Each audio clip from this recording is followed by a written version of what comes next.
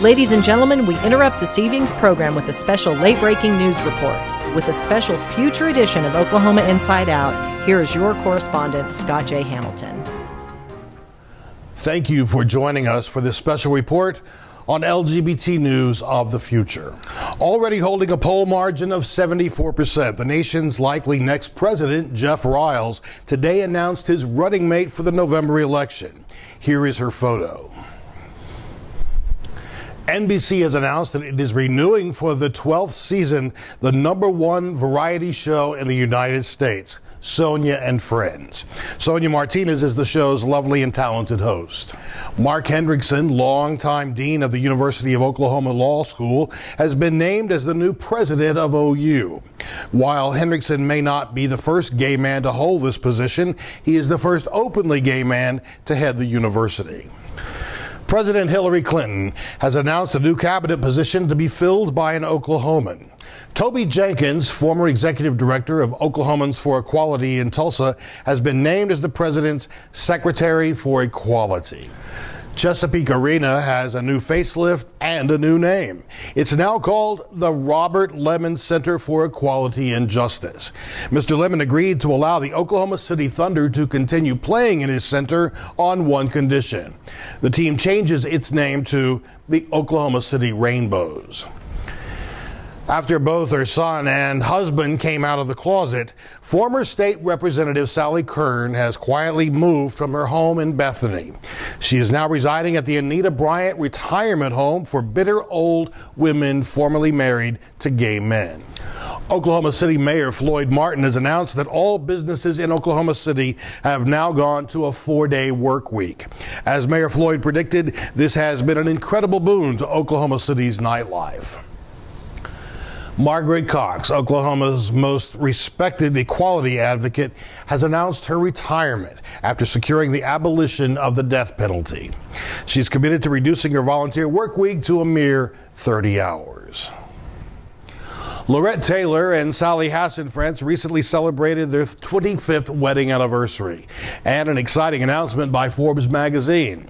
Dr. Taylor was named by Forbes as the second richest woman in America, following only Oprah. Taylor made her fortune by franchising and ultimately selling her successful business, Dinner with a French Maid. U.S. Attorney General Jim Roth this weekend held a spectacular celebration at the Capitol in honor of the 20th anniversary of the United States passage of the Marriage Equality Act. HRC President Laura Belmonte has done something no leader of the organization has ever done before. She has ensured that a sizable portion of proceeds garnered from HRC from around the country is returned to the states from which those monies came. We salute Belmonte on this unique concept for HRC. Devon Energy President Allison Coffey this week flipped the switch, lighting the Devon Tower in rainbow colors in celebration of LGBT History Month. Coffey explained that this is the 30th consecutive year that Devon has lit their tower in this way in October. Dr. Ed Shadid, director of the U.S. Centers for Disease Control and Prevention, has announced at a press conference that the last case of AIDS in the world has been cured. Monty Milburn has been appointed as Chief Executive Officer of Trump Worldwide.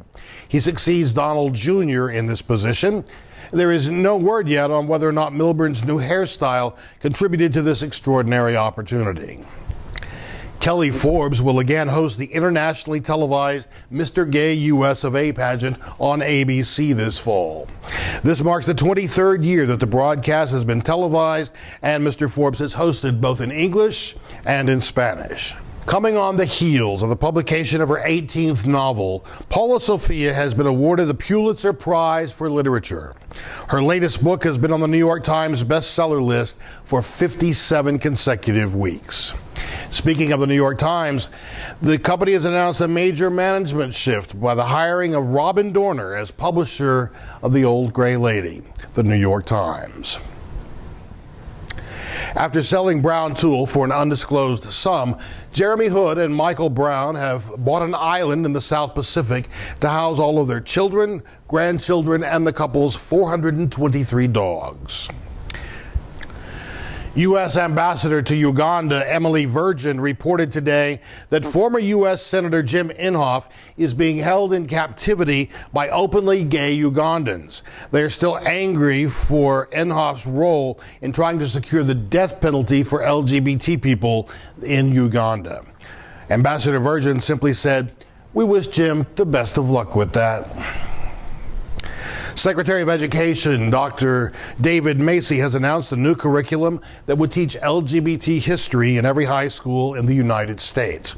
This follows Macy's inclusion of African American and women's history in public schools throughout the country.